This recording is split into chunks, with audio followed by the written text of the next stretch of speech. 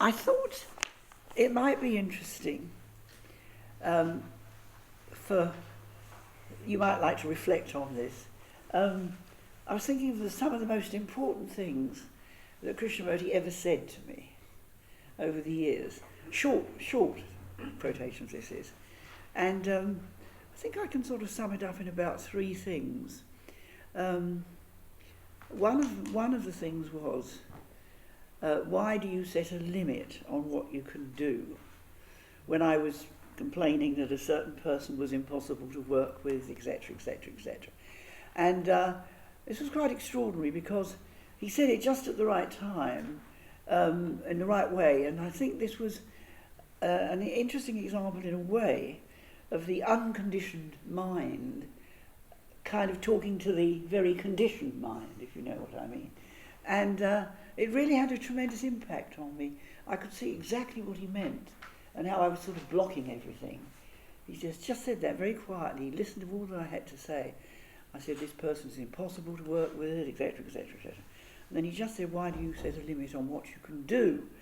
And somehow after that, you know, doors opened and I was able to cope with it all.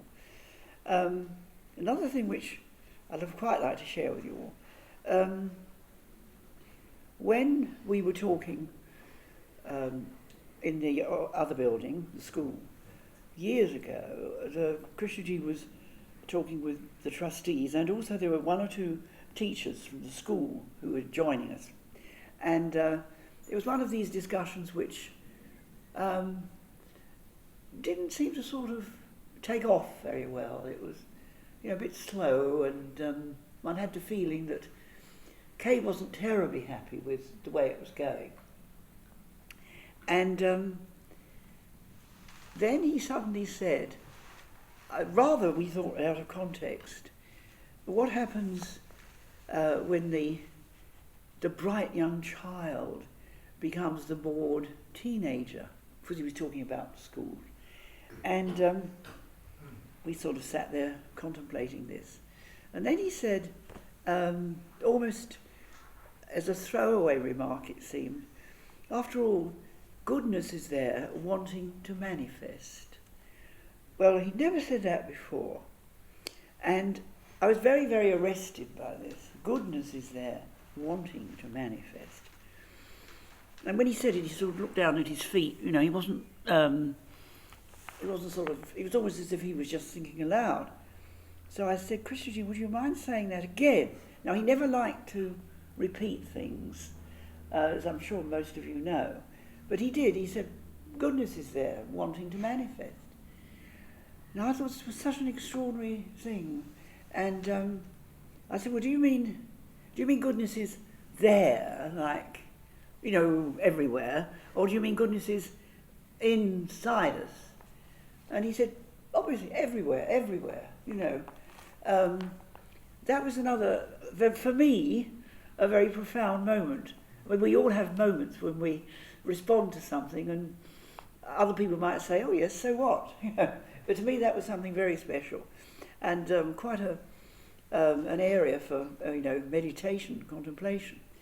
And the other thing which I found became increasingly important to me as the years went on, we were having a discussion about something probably connected with the schools, but not entirely about the schools. And Krishnamurti said to me, have you ever really asked yourself where the teachings come from? Just like that. Well, I hadn't asked myself that question, because I suppose in a way I felt the teaching came from him. But he didn't mean that. It was something else. And when he never referred to his teaching. It was always the teachings, or sometimes our teachings when he was talking to a group.